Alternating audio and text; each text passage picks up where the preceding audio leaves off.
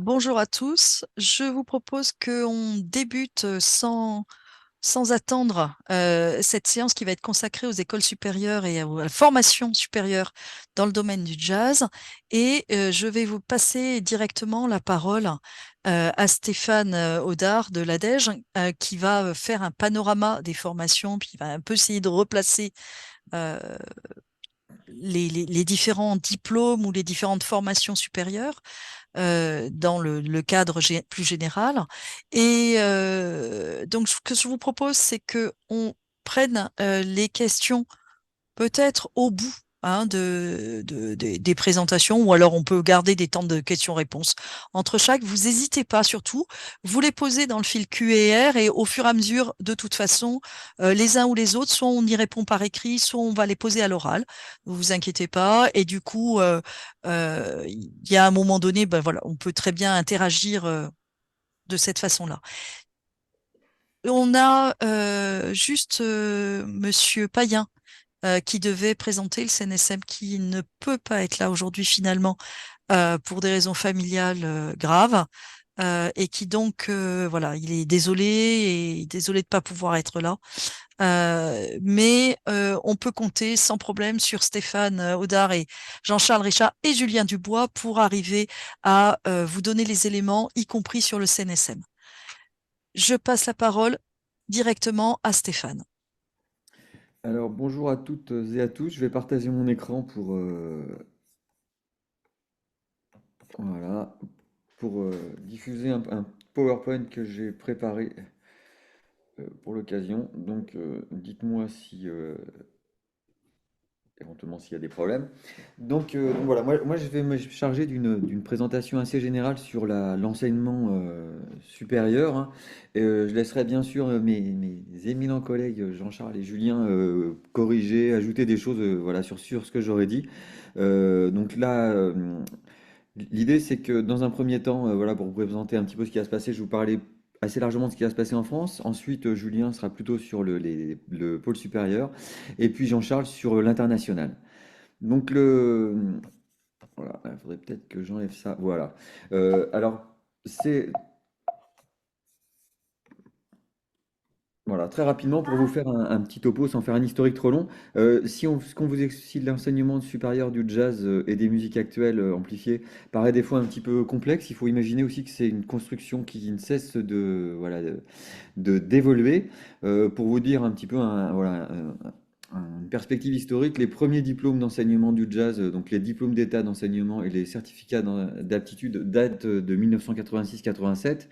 Ensuite, il y a eu la création des organismes de formation des enseignants, les CFEDEM, la mise en place du département jazz du CNSM, là on est au début des années 90. Très important pour l'international, le processus de Bologne, sur lequel Jean-Charles reviendra, c'est-à-dire le fait que l'alignement licence, master, doctorat date dans les textes de 98. En 2008, il y a la mise en place des pôles sup, pôles supérieurs. Et puis 2010, espace européen d'enseignement supérieur. Donc voilà, tout ça, c'est des réformes au niveau européen qui vont faciliter la mobilité des étudiants. Pour vous dire que tout ça évolue, en 2018, on a eu la réforme des CPES et encore l'année dernière, très récemment, on a eu un nouveau schéma d'orientation pédagogique dont je vous parlerai, qui a rebattu un petit peu les cartes.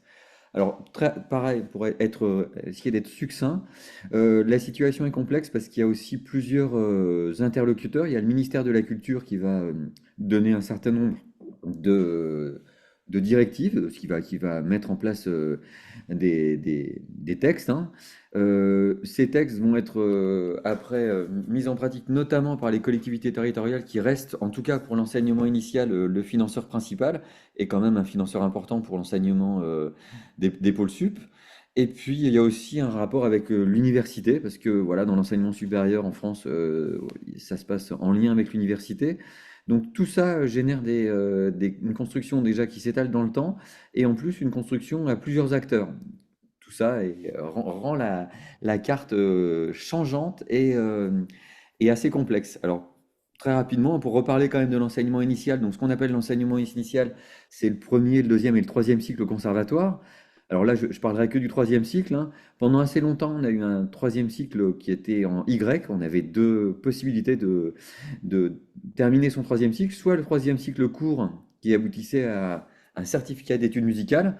C'était pour se diriger vers une pratique amateur, soit un cycle spécialisé, qui était un cycle diplômant qui menait au diplôme d'études musicales.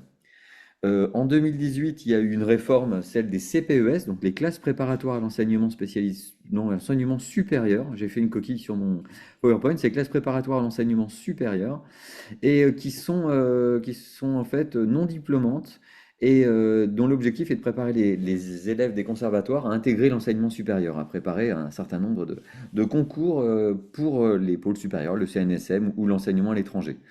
Ces classes préparatoires, elles sont mises maintenant à peu près 5 ans d'existence, un peu plus, et elles ont été mises en place de façon différente dans les différentes structures, hein. Des fois, il peut y avoir une séparation stricte entre cycle spécialisé et CPES, comme c'est le cas par exemple au CRR de Paris. Dans d'autres établissements, les cycles sont plus ou moins confondus et voilà. Donc tout ça, et encore une fois, dépendra de ce qui a été mis en place par les collectivités dans les établissements, dans les conservatoires. Dernière évolution en date, c'est qu'il y a le nouveau schéma national d'orientation pédagogique qui date de 2023, donc il y a quelques mois, et qui a remplacé le DEM et donc le cycle spécialisé par un cycle menant au diplôme national d'études musicales. Alors il faut savoir que pour l'instant il n'est pas mis en place, hein, c'est un texte, donc pour l'instant le cycle spécialisé menant au DEM existe toujours, mais voilà, c'est ce qui va être progressivement mis en place, même si on n'a pas encore beaucoup d'informations sur le sujet. Donc ça, c'était pour vous faire un rapide point sur l'enseignement initial et puis surtout cet étage qui sont les classes préparatoires à l'enseignement supérieur, qui justement sont le moyen voilà, de se préparer à intégrer les formations dont je vais vous parler maintenant. Alors, ma présentation est générale et je laisserai voilà, mes collègues préciser sur certains points. Pour ce qui est de l'enseignement supérieur en France au niveau du jazz, il y a un certain nombre d'acteurs. Il y a les CNSM, le CNSM, parce que il y a deux CNSM en France, mais il n'y a que celui de Paris qui propose une formation en jazz. Il y a un certain nombre de pôles supérieurs, donc je vais détailler tout ça hein, juste après. Il y a les universités qui sont évidemment des partenaires. Il peut y avoir des partenariats qui sont mis en place entre les conservatoires et les universités qui vont créer un certain nombre de diplômes qui sont réalisés entre ces deux structures. On parlera aussi des CFEDEM qui, pour la plupart, ont été absorbés par les pôles supérieurs, mais pas tous. Donc il reste quand même quelques CFEDEM qui sont toujours à l'œuvre et les CFMI. Donc voilà, ça c'est pour vous présenter le panorama général de ce qui peut se faire au niveau de l'enseignement supérieur en France. Alors, Stéphane Payen n'étant pas avec nous, je vais présenter rapidement le CNSM. Donc le CNSM, c'est le Conservatoire national supérieur de musique et de danse de Paris. Donc il y a un, il est divisé en trois cycles, hein. Le premier cycle de 3 ans qui va mener au diplôme national supérieur professionnel de musicien, DNSPM. Donc là, vous avez la durée. Et les ECTS, c'est les crédits européens, European Credit Transfer System, c'est-à-dire ce que vous pouvez garder quand vous faites une formation. C'est issu du processus de Bologne. C'est ce que vous allez pouvoir garder en termes de crédit de formation, éventuellement d'une structure à l'autre, et en tout cas ce qui valide un diplôme, l'obtention d'un certain nombre de CTS. Au CNSM de Paris, c'est possible aussi de faire un deuxième cycle qui va mener à un diplôme de grade de master.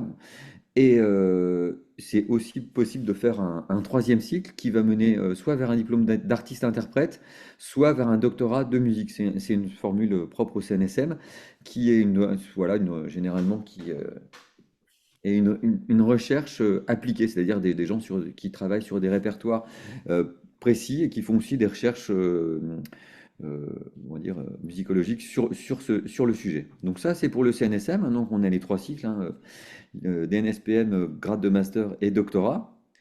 Il faut savoir aussi qu'au CNSM, on peut se former en pédagogie, parce que dans les diplômes dont on parle, dans l'enseignement supérieur, donc on a parlé du diplôme national supérieur de professionnel de musicien, il y a des diplômes d'enseignement dont j'ai rapidement parlé au début de ma présentation, notamment le diplôme d'État. Donc on peut préparer son diplôme d'État au CNSM, alors principalement à destination des gens qui sont issus du CNSM, mais il y a une petite, en tout cas, je suis pas sûr pour les DE, ça faudrait que mes collègues confirment, mais en tout cas pour le CA, il y a une petite ouverture aux extérieurs. On peut y accéder même si on n'a pas fait ses études au CNSM.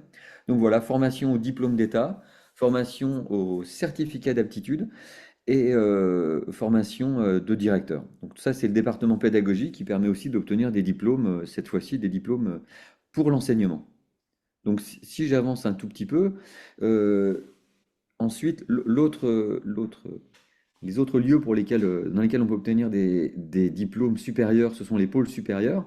Alors je vais laisser Julien en parler beaucoup plus pour ce qui concerne le PSPBB, mais pour vous le dire, voilà, présenter très rapidement, le, un niveau d'admission, il faut être en CPES ou avoir un DEM, un cursus de 3 ans en partenariat avec une université qui représente un certain nombre d'heures de formation, 1350 heures, et un certain nombre de crédits de formation, donc toujours les mêmes hein, pour la licence, enfin pour le niveau licence 180 crédits ECTS.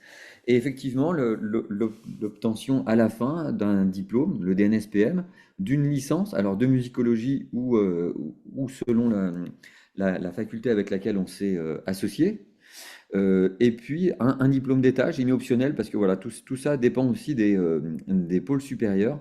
Et la situation est relativement complexe parce que là, vous avez la liste d'un certain nombre d'établissements d'enseignement supérieur et tous ne présentent pas, toutes les disciplines ne sont pas présentes dans tous les pôles sup, notamment le jazz n'est pas présent partout. Et tous ne proposent pas de façon obligatoire, enfin, l'obtention du DE. Tout ça dépendra des lieux. Donc très rapidement, un panorama. Il y a le pôle supérieur Paris-Boulogne-Billancourt, le CMDL, le pôle sub 93 pour qui concerne l'Île-de-France, et un certain nombre de pôles qui sont en région, qui sont listés sur ce slide, notamment à Lille, à Strasbourg, à Nantes, à Rennes. Et donc voilà, ici, il faut essayer de se renseigner dans chacune de ces structures pour savoir si elles offrent une formation en jazz, si le recrutement se fait tous les ans, si l'accès à la formation de DE se passe de façon accompagne l'obtention du DNSBM, ou si c'est une formation distincte. Donc ça, c'est relativement complexe et il faut mieux se renseigner selon la région dans laquelle vous êtes. Alors, les universités qui proposent forcément un parcours licence, master, doctorat, donc voilà, quand voilà, pour entrer en licence, il faut un bac, pour entrer en master, il faut une licence, et pour entrer en doctorat, il faut un master. Il y a du jazz dans de nombreuses universités, hein, notamment Paris 8, la Sorbonne, Évry, pour parler de la région parisienne, et dans d'autres régions également, hein, Saint-Étienne, Toulouse, et bien sûr, je ne suis pas exhaustif, j'en oublie, hein. Donc ça peut être c'est aussi l'obtention d'un diplôme supérieur, en sachant que dans ces formations, on ne fait pas exclusivement du jazz. Le jazz peut être présent à un moment de la licence, selon les facultés, dès le début ou en cours de L2 ou de L3. Donc bien sûr, quand on arrive au niveau master, c'est différent parce qu'on peut choisir de façon plus orientée les séminaires auxquels on participe en fonction de son projet de recherche. Et le doctorat, c'est évidemment beaucoup plus ciblé sur une recherche précise. Donc voilà, après le CNSM, après les pôles sup et les universités, je parlais d'un certain nombre de partenariats entre les conservatoires et les universités. À ma connaissance, mais ça, Jean-Charles et Julien me corrigeront peut-être, je ne pense pas qu'il y ait de formule pour le jazz d'association entre un conservatoire et une faculté pour proposer une licence et un master. Ça serait à vérifier, encore une fois, hein. Néanmoins, c'est des choses qui existent dans d'autres disciplines, hein, notamment dans les disciplines classiques. Donc je passe parce que je ne sais pas tout à fait voilà, si des dispositifs comme ça ont été mis en place pour le jazz. Euh, Si je continue, les CFEDEM ont été mis en place donc, dans les années 90, comme je l'avais dit, pour offrir une formation aux futurs enseignants des conservatoires. Formation, c'est un petit peu, pour ceux qui connaissent, c'était calqué sur les IUFM, les Instituts de formation des maîtres de l'éducation nationale. Quelques CFEDEM subsistent, donc la plupart ont été comment dire, réunis au sein des pôles supérieurs, mais quelques CFEDEM existent encore, notamment celui de Normandie, Rhône-Alpes, Et CFEDEM de Lyon, d'ailleurs, c'était le premier à proposer une formation de jazz à partir de 1995. Donc ici, on est toujours pareil, un niveau CPES ou avoir un DEM. Et c'est des formations diplômantes, c'est-à-dire que quand on rentre en formation, quand on a réussi le concours d'entrée et qu'on fait le travail correctement, voilà, on a le diplôme d'État en fin de parcours, en fin des 2 ans. Et donc voilà, il y a de nombreuses formations pour le jazz. Alors je ne parle pas aujourd'hui de la formation continue et de la validation des acquis de l'expérience, parce qu'on est quand même là dans un cadre de, voilà, un parcours formation initiale, formation enseignement supérieur. La formation continue, la VAE, vraiment concerne les gens qui sont en poste déjà, qui ont une expérience professionnelle. Et puis je terminerai ce rapide panorama par les CFMI, donc les centres de formation de musiciens intervenants. C'est dont l'objectif est de former des dumistes, hein, c'est-à-dire ce qu'on appelle un dumiste, c'est des gens qui ont un diplôme universitaire de musicien intervenant et dont le travail est d'enseigner notamment au public des scolaires ou en lien avec les scolaires. Et il faut savoir que c'est quand même quelque chose de très important hein, comme débouché et professionnel, c'est-à-dire que l'éducation artistique et culturelle au sein de l'éducation nationale se développe beaucoup.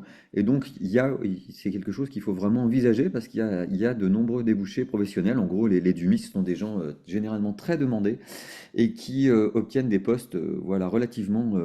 voilà, il y a de la demande. Oui, c'est une formation de même assez importante avec 1500 heures sur 2 ans. Donc voilà, j'espère n'avoir pas été trop rapide, mais je voulais pas non plus monopoliser la parole trop longtemps pour vous faire un panorama assez général de ce qui existe en France au niveau de l'enseignement supérieur. Donc le sujet est vaste et complexe, hein, comme j'ai dit au départ. Malheureusement, les régions ne sont pas toutes enfin, logées à la même enseigne. La région parisienne possède beaucoup de possibilités de se former dans l'enseignement supérieur, alors qu'en région, c'est souvent moins le cas. On observe aussi des disparités dans les, notamment dans les pôles sup, savoir où le jazz est vraiment enseigné. Voilà, malheureusement, c'est quand même beaucoup au nord de la Loire et notamment la région parisienne. Il y a aussi l'Est avec Strasbourg, mais voilà, ça reste quelque chose qui est inégalement réparti sur le territoire. Donc, pour se renseigner sur ces questions, vous avez le site de la médiathèque de la Cité de la Musique, qui est quelque chose de très très documenté. C'est une mine d'informations sur lequel vous trouverez tous les contacts de toutes les structures qui proposent des diplômes d'enseignement supérieur. Vous pouvez aussi contacter l'ADEJ, qui est l'association des enseignants de jazz, dont Jean-Charles et moi-même nous occupons, qui a aussi pour mission d'essayer de synthétiser un certain nombre d'informations sur l'enseignement du jazz. Et je terminerai en vous montrant un site que Jean-Charles et moi-même avons mis en place. Le site je vais mettre le lien sur le chat et vous retrouvez toutes les informations qui seront dites aujourd'hui sur ce site avec voilà, vous retrouverez tout le déroulé pour chaque item. Et bien sûr, Jean-Charles vous en parlera à la fin, mais vous pouvez aussi contribuer si vous avez des informations. Voilà, on a monté un site contributif parce que les informations, en fait, peuvent venir des professionnels, des gens qui enseignent, mais aussi des gens qui sont en recherche de formation, voilà, qui peuvent partager un certain nombre d'expériences. Voilà, je vais arrêter le partage et voilà, je vais peut-être, je ne sais pas s'il y a des questions tout de suite ou on les prend à la fin, sinon. Ah oui, on les prendra au fur et à mesure, hein, il y a pas de souci. Si on en voit apparaître, n'hésitez pas hein, si vous avez des questions. Et sinon, on va passer tout de suite la parole en fait à Julien, qui va justement présenter un exemple d'un des pôles supérieurs, qui est un des pôles supérieurs qui accueille le plus d'élèves en jazz aussi. Euh, donc, je passe directement à Julien. Merci beaucoup. Oui, je m'appelle Julien Dubois, je suis responsable des parcours jazz musique actuelle au PSP-BB, donc le pôle supérieur Paris-Boulogne. Du coup, avant de vous présenter le projet, je vais compléter la formation, la présentation très très déjà complète de Stéphane et qui est vraiment qui a été très très claire et très bien faite, mais en disant quand même deux, trois petites choses.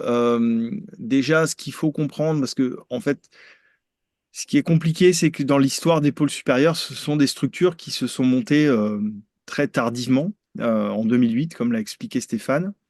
Donc, sur la base des CFEDEM existants, c'est-à-dire que dans la plupart des régions, les CFEDEM se sont transformés en pôles supérieurs, sauf dans les deux régions nommées que sont Normandie et Rhône-Alpes, pour des raisons historiques différentes. Et donc, ces pôles supérieurs, ces CFEDEM ont évolué vers ces fonctions de pôles supérieurs pour répondre à une demande de formation artistique d'enseignement supérieur qui était très peu développée en France jusque-là, puisque par rapport à ça, seuls les deux CNSM de Paris et Lyon étaient vraiment des structures d'enseignement supérieur artistique. Les universités étant plus orientées vers un enseignement musicologique ou un travail d'histoire de la musique ou théorie, analyse, recherche, etc. Je complète aussi en disant que, à ma connaissance, la seule licence de musicologie exclusivement dédiée au jazz est à Toulouse. C'est une licence qui est vraiment complètement orientée jazz dans ses contenus et son organisation. Donc, je reviens au pôle sup. Donc, c'est Et des je me structures permets qui. Oui. juste un truc, il y a Paris 8 qui a un peu le même format avec le jazz en majeur et une mineure dans une autre. Donc c'est pas entièrement sur Ah le oui, jazz, mais il y a une majeure sur le jazz. Ouais. d'accord. Donc, les pôles sup ont cette particularité d'être arrivés très très tard dans l'histoire de l'enseignement artistique, d'avoir été construites un petit peu de manière un peu, passez-moi l'expression, de bric et de broc sur des, euh, des, avec des problèmes de locaux, des problèmes de financement, pour répondre à une demande de formation qui était là, hein. C'est-à-dire que effectivement les CNSM ne pouvaient pas absorber l'ensemble des étudiants qui sortaient des conservatoires et qui souhaitaient poursuivre leur formation dans l'enseignement supérieur en musique et danse et théâtre d'ailleurs. Et du coup, c'est des structures qui ont, qui ont pas d'histoire dans le sens où elles ne sont pas historiquement présentes sur les territoires comme on peut le constater avec les conservatoires et les CNSM. Et en fait, cette particularité fait que souvent les pôles supérieurs ont du mal à être identifiés dans le paysage des formations. Pourtant, ce sont des structures qui délivrent les mêmes diplômes que les CNSM, hein. Le DNSPM, c'est un diplôme qui est délivré quand vous obtenez un DNSPM au pôle supérieur, au pôle sub 93, au pont supérieur de Rennes ou au CNSM de Lyon, c'est le même DNSPM. C'est le diplôme répond au même cahier des charges. Euh, et du coup, les 180 crédits ECTS doivent être validés partout de la même manière pour obtenir ce diplôme. Alors la particularité effectivement des CNSM, c'est qu'ils ont les tâches du dessus, ce qui n'est pas le cas pour tous les pôles. Globalement, les pôles ne sont pas habilités à proposer des masters. Quelques-uns le font quand même. Il me semble que justement à Strasbourg, ils ont un master c'est à confirmer, mais je Et pense ouais, que c'est le cas. C'est Mickaël me l'a vrai. confirmé, ouais. Voilà, mais Je l'ai vu. globalement, effectivement, le master reste l'exclusivité des CNSM. Euh, la deuxième chose à savoir également, c'est que la particularité de ces structures-là et les CNSM, y compris les CNSM, c'est que dans l'état actuel des choses, les diplômes qui sont délivrés ne valent pas grade 2. C'est-à-dire que un DNSPM, qui est un diplôme qui est délivré à la fin de vos 3 années d'enseignement supérieur, donc qui correspond à l'étage de la licence, officiellement ne vaut pas grade de licence, puisque les seules structures habilitées à, à délivrer des licences, des masters et des doctorats en France, ce sont les universités. Et donc, ces diplômes-là, c'est un peu le même problème qu'il y a à Sciences Po d'ailleurs. À Sciences Po, vous n'obtenez pas une licence, vous avez un bachelor. C'est les mêmes problématiques dans les grandes écoles. Vous n'obtenez pas une licence à proprement parler. C'est pour ça que historiquement, ces structures on a demandé à ces structures de s'adosser à des universités pour que les formations puissent déboucher bien évidemment sur le diplôme du ministère de la Culture qui est le DNSPM, mais également à une licence universitaire qui, elle, est une véritable licence qui permet à l'étudiant d'avoir accès à l'étage du dessus, à des masters, à justement la reconnaissance internationale d'un diplôme de niveau Bac+3, etc., etc. Donc c'est ce qui a engendré cette nécessité du partenariat universitaire, c'est vraiment ce besoin de pouvoir délivrer pour l'étudiant une licence à proprement parler. Euh, Ce qui est intéressant, c'est de savoir que là, on est justement dans une période où c'est sur le point de changer, puisque enfin, le ministère de la Culture, en partenariat avec le ministère de l'Enseignement supérieur, ont proposé à tous aux deux CNSM et au pôle supérieur, enfin, de pouvoir déposer des dossiers d'accréditation pour que le DNSPM devienne véritablement une licence et vale véritablement grade de licence.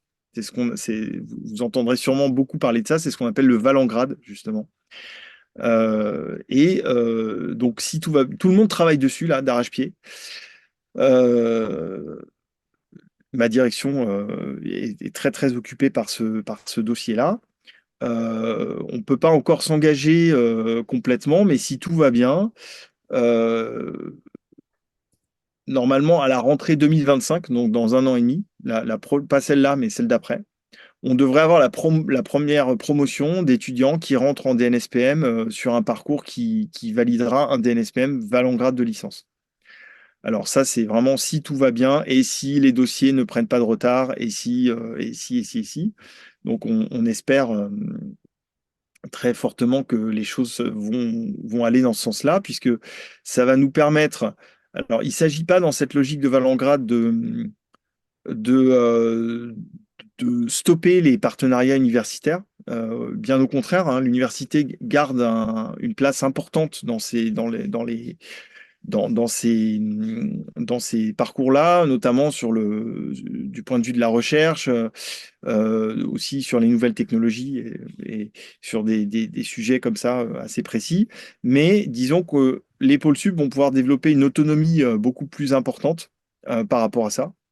Du coup, proposer des formations qui seront beaucoup plus optimisées pour l'étudiant.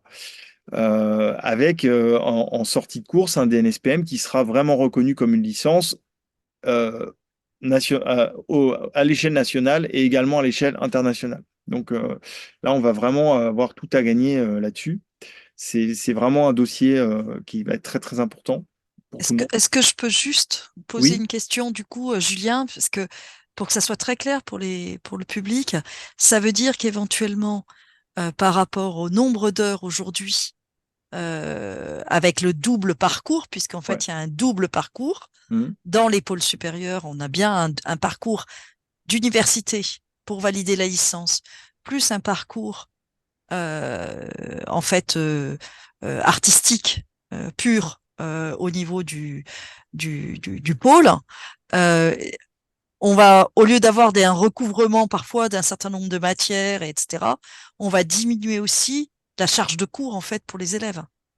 Alors, probablement parce que en fait, les étudiants ne seront plus obligés de valider cette licence universitaire, hein, puisque alors je pense que ce qui va se passer, c'est que alors il faut savoir un truc, c'est que le volume des 1350 heures qui étaient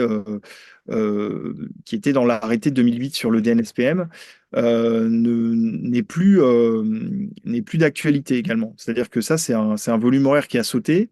Aujourd'hui, le DNSPM, les pôles sup sont libres d'organiser le volume horaire de leur formation comme ils le souhaitent. Donc ça, c'est vraiment intéressant. Donc c'est déjà une première amplitude. Et ensuite, les formations sont vraiment très différentes en fonction des pôles sup et en fonction du type de partenariat qu'ils ont pu euh, justement construire avec les universités. Et c'est là que ça devient compliqué pour répondre à votre question, c'est que des fois, il y a des mariages un peu forcés qu'on a pu observer de pôles sup qui ont dû travailler avec l'université locale et puis qui n'ont pas forcément réussi à s'entendre sur des optimisations de parcours, sur justement des formations qui soient quand même soutenables pour l'étudiant malgré une double diplomation.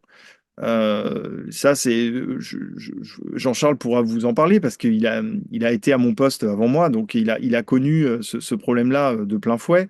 D'abord avec l'université de la Sorbonne, Paris 4, ensuite avec l'université Paris 8.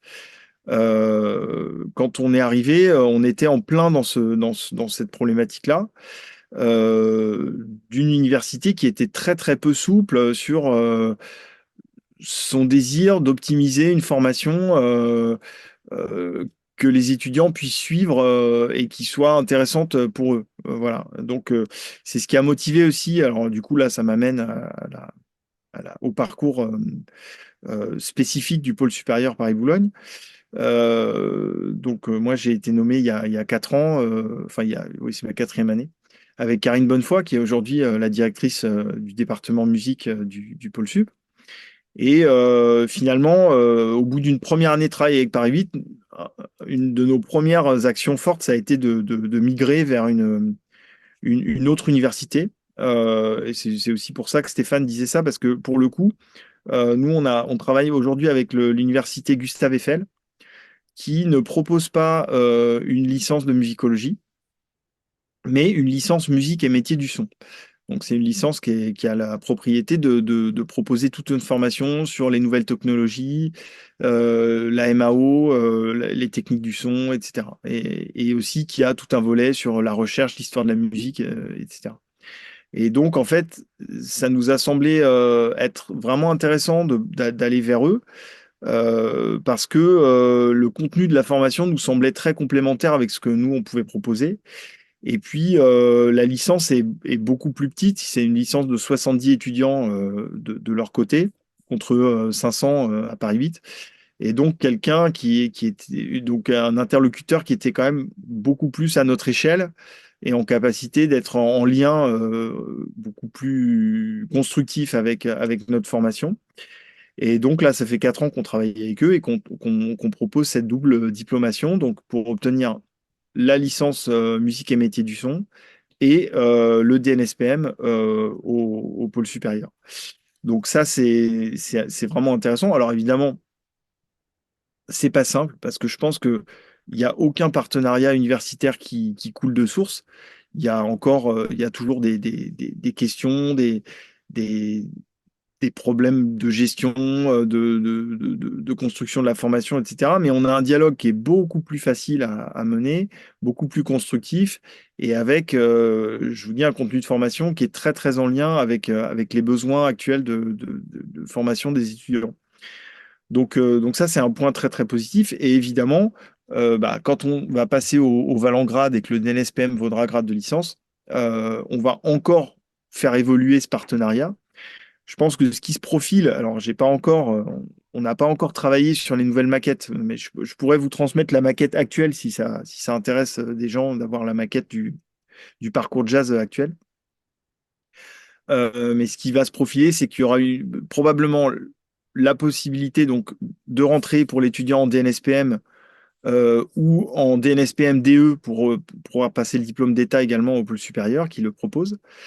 Euh, et pour ceux qui le souhaitent, de passer avec un complément de cours et de formation à l'université Gustave Eiffel, d'obtenir également la licence musique et métier du son en faisant quelques cours supplémentaires à l'université. Donc il va sûrement y avoir un schéma comme ça où finalement les étudiants auront le choix, contrairement à maintenant, c'est-à-dire que maintenant ils n'ont pas le choix. Quand ils rentrent en DNSPM, ils doivent faire la licence, c'est obligatoire. Il y aura sûrement un système comme ça de possibilités pour l'étudiant de choisir de faire un, deux, voire trois diplômes en fonction de ses projets, de ses besoins, de ses attentes, de ses particularités. Voilà, ça va être vraiment très très intéressant. Alors, je sais pas, je me rends pas compte, j'ai encore un peu de temps ou Oui, oui, bien sûr, il n'y a pas de... vous me dites, hein, si, si je suis trop long, vous n'hésitez pas à me Non, mais couper. je pense que c'est intéressant justement parce que ça répond je pense, à des inquiétudes par rapport au pôle et une des vraies inquiétudes par rapport au pôle. Et j'ai accompagné Jean-Charles aussi beaucoup dans ces périodes-là Mm. sur ces discussions au début des pôles. C'était vraiment cette question d'articulation entre Mm. les deux parcours. Et plus on intègre les deux ensemble, et plus ça prend de sens, et plus on renforce l'attractivité aussi des pôles. Bien sûr. Ouais. Et qu'on prenne pas que, voilà, les pôles soient bien pris pour leur singularité. Et je pense que c'est intéressant. Ils ont des atouts, et c'est bien que vous ayez travaillé finalement avec sur un autre aspect qui est peut-être pas le même et qui du coup est peut-être plus complémentaire que au CNSM de Paris où on n'aura pas forcément cet aspect-là, par Voilà. exemple. Alors, ce qui est intéressant, c'est là que ça devient vraiment intéressant pour aller dans la continuité de ce que vous dites. Je ferai juste une petite aparté en disant que, alors pareil, hein, Jean-Charles, Stéphane, vous me corrigez si je me trompe, mais de ce que j'ai compris, c'est qu'au CNSM de Paris, les étudiants en DNSPM Jazz ne sont pas obligés de faire le parcours licence, le parcours licence musicaux. Ouais. Ils ont la possibilité de passer la licence en validant quelques cours sur un semestre, donc c'est quand même très très facilité pour l'avoir, mais ils sont pas obligés de le faire.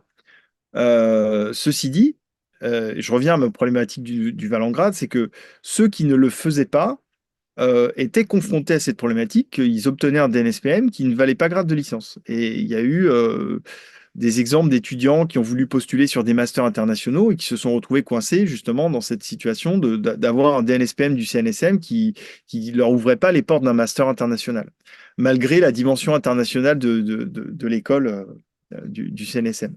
Donc ce passage de la licence, il est sacrément déterminant par rapport à ça.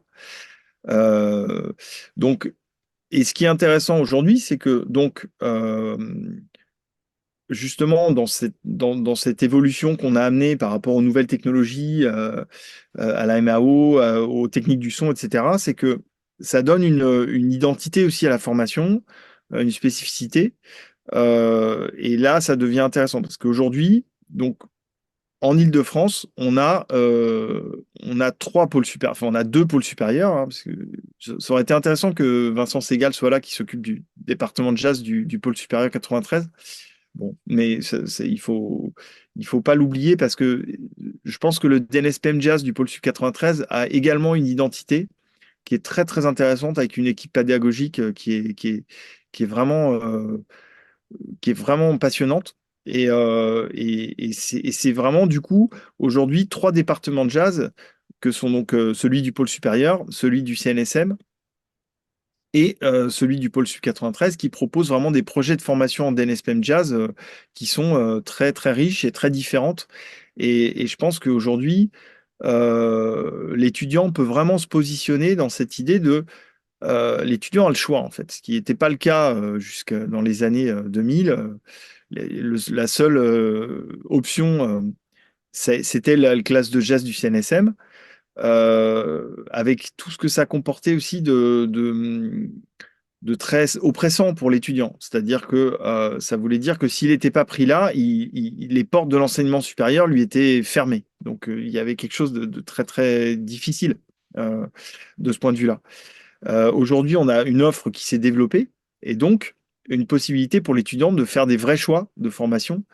Euh, et ça, c'est vraiment intéressant, je pense. Et du coup, le pôle supérieur 93, le pôle supérieur Paris-Boulogne et le CNSM ont des identités différentes et intéressantes par rapport à ça. J'ajouterais aussi le rôle très important du CMDL, qui est le Centre des musiques Didier Locoud, donc qui aussi a eu un rôle assez important dans les formations d'enseignement supérieur. Alors, je fais une petite, je prends 5 minutes pour parler de ça parce que c'est très très important. Le département de jazz du pôle supérieur Paris-Boulogne s'est construit sur la base d'un partenariat avec le CMDL. C'est-à-dire que euh, les étudiants, quand ils présentaient le concours d'entrée au pôle supérieur Paris-Boulogne, avaient la possibilité de faire leur DNSPM soit dans le cursus Paris, euh, soit dans le cursus CMDL, donc au sein de l'école Didier Locoud, qui se trouve maintenant à Évry, puisqu'ils ont déménagé depuis cette année. Euh, donc, c'était la possibilité d'avoir 5 places également en DNSPM Jazz via cette espèce. Alors moi, j'appellerais ça une sorte de délégation de service public, c'est-à-dire que le pôle supérieur donnait de l'argent au CMDL tous les ans pour financer 5 places en DNSPM au CMDL. Donc, et eux qui sont en partenariat avec la licence de musicologie de l'université d'Évry. Ce partenariat a une histoire très riche, très intéressante, très compliquée aussi, pour plein de raisons. Et pour plein de raisons également sur lesquelles je ne vais pas m'étendre aujourd'hui parce que c'est pas forcément très intéressant, le directeur du pôle supérieur Paris-Boulogne, Claude Georgel, a décidé cette année de mettre fin à ce partenariat. Donc, la possibilité de faire son DNSPM au CMDL n'existe plus cette année. Donc là, sur le concours d'entrée qu'on organise là, qui va avoir lieu au mois d'avril, les candidats ne peuvent plus postuler pour un parcours au CMDL. Alors, j'imagine, alors je suis pas, c'est vraiment des extrapolations. Je pense que ce qui va se passer, c'est que le CMDL va sûrement déposer un dossier d'accréditation pour pouvoir délivrer le DNSPM de manière autonome. Ce qui, à mon sens, serait pas une mauvaise chose parce que ça leur permettrait de faire leur formation comme ils l'entendent, euh, sans être assujettis aux exigences du pôle supérieur Paris-Boulogne et peut-être simplifier beaucoup pour eux la possibilité de proposer ce DNSPM. Donc, ça peut être très très intéressant. Ça veut dire qu'il y aura un quatrième acteur vraiment sur l'Île-de-France pour proposer un DNSPM de jazz. Alors, je ne sais pas s'ils vont réussir à le faire. Donc ça, c'est vraiment tout le sujet parce que du coup, en tout cas, cette année, ils ne peuvent pas prendre de DNSPM. Il n'y a pas de promotion entrante de candidature possible pour entrer en DNSPM au CMDL cette année.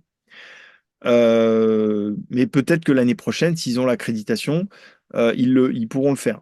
Ceci dit, le problème qui risque de se poser, c'est que si jamais ils ont l'accréditation, eux, ils risquent d'ouvrir une boîte de Pandore, entre guillemets, c'est-à-dire que toutes les écoles privées vont vouloir le faire. Si le CMDL obtient ça, derrière, vous allez avoir toute la FNEJMA qui va demander la même chose. Alors, est-ce que c'est bien, est-ce que c'est pas bien, j'en sais rien, je ne juge pas cette question-là, parce que je pense pas avoir assez d'éléments pour évaluer ça, mais peut-être qu'on va s'acheminer vers un DNSPM qui serait un diplôme si on va dans ce sens-là, qui serait un diplôme qui pourrait être délivré aussi bien par des établissements privés que des établissements publics. Alors voilà, je suis pas devin, donc je sais pas dans quelle direction ça va aller cette histoire, mais en tout cas, toujours est-il que pour cette année, on n'est plus dans la possibilité de rentrer au CMDL via le pôle supérieur. Justement, on a une question. Quelles sont les modalités justement pour rentrer aujourd'hui au PSPPB? Est-ce qu'on a des concours tous les ans? Et à peu près, on nous demande aussi combien il y a de places en fait proposées au PSPPB, et notamment, et justement par rapport à de la basse, par exemple. Est-ce qu'il y a justement, en fonction des instruments, est-ce que du coup, il y a des recrutements selon le type d'instrument ou pas? Ouais, alors actuellement, on recrute tous les ans. Ça, je rassure tout le monde à ce sujet-là parce qu'effectivement, l'année dernière, il y a eu une situation un petit peu compliquée, c'est-à-dire que euh, sur le parcours classique à contemporain au plus supérieur, l'année dernière, il n'y a pas eu de recrutement. Mais nous, sur le département de jazz et musique actuelle, on a eu un recrutement et on a été maintenu dans le nombre de places qu'on a, c'est-à-dire actuellement, le nombre de places qu'on a, c'est 5 places en jazz et 5 places en musique actuelle. Donc ça veut dire qu'on a 15 étudiants en jazz permanents, 15 étudiants en musique actuelle permanents, ça fait un département jazz musique actuelle globalisé de 30 étudiants. Euh, Sur les 3 ans, hein. Sur les 3 ans, voilà, c'est ça. Donc on a cette cohorte-là possible. Alors évidemment, quand on avait le partenariat avec le CMDL, on avait 5 places de plus en jazz, de fait. Ça, c'est une réalité qu'on perd là. Aujourd'hui, on perd 5 places en DNSPM, en jazz, à cause de ça. Bon, ça correspond aussi à des problématiques budgétaires, hein. C'est-à-dire que ces 5 places en jazz au CMDL, ça coûtait de l'argent au pôle supérieur tous les ans. Et je pense que c'est une décision qui a été aussi prise pour des raisons budgétaires. Donc, pour l'instant, il n'est pas question. Ce chiffre-là ne va pas. Enfin, on peut être sûr que ce chiffre-là ne baissera jamais. C'est-à-dire que, enfin, à moins d'un séisme, on aura toujours 5 places en jazz et 5 places en musique actuelle. On peut espérer qu'il augmente. C'est pas impossible. Euh, Moi, je milite pour ça. J'espère que ça pourra venir un jour. Euh, Surtout en musique actuelle aussi, parce que le musique actuelle, pour le coup, on est le seul parcours à proposer ça, on est le seul pôle à proposer ça en Île-de-France. Donc ça me semble important que ça continue à exister de manière très forte. Et effectivement, bah, un petit peu comme dans tous les pôles, hein, je pense qu'au CNSM et au pôle Sud 93, c'est un peu la même chose, c'est-à-dire qu'on essaye de créer des promos qui soient cohérentes, c'est-à-dire des groupes d'étudiants qui peuvent potentiellement jouer ensemble. On prend un batteur, un bassiste, un ou une batteur ou une bassiste, et puis après un guitariste ou un pianiste, un chanteur ou un soufflant ou deux soufflants, voilà, ou un pianiste, un guitariste. Voilà, on essaye de créer des promotions qui sont cohérentes pour permettre aux étudiants d'être dans une dynamique de pratique collective, de jouer ensemble, etc. Alors ça, pour l'instant, c'est une idée qu'on défend sur ce modèle-là. C'est vrai on a pu voir euh, d'autres structures, notamment l'international. C'était assez intéressant parce qu'on est allé visiter justement le Rhythmic Music Conservatory of Copenhague, qui eux fonctionnent pas comme ça justement. Eux, ils ont des recrutements vraiment par projet, c'est-à-dire que l'étudiant présente un projet. Et en fait, du coup, ils peuvent prendre, ils, ils réfléchissent pas à une organisation de promotion comme ça. C'est-à-dire que il peut y avoir, s'ils estiment qu'il y a 5 saxophonistes qui ont 5 super projets intéressants, ils prennent 5 saxophonistes ou 5 pianistes. Mais comme ils prennent beaucoup plus d'étudiants il y a au moins 250 ou 300 étudiants uniquement sur les disciplines jazz et, et, et musique créative, etc. Ils sont pas du tout dans les mêmes problématiques que nous par rapport à ça. Donc nous, on essaye quand même de construire des cohortes d'étudiants qui soient cohérentes par rapport à cette logique d'orchestration, en fait.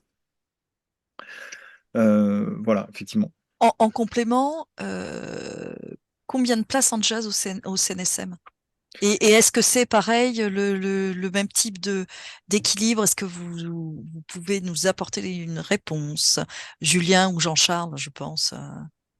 Alors moi, de ce que je vois, je laisserai Jean-Charles peut-être répondre à ça, mais j'ai l'impression que c'est plus fluctuant.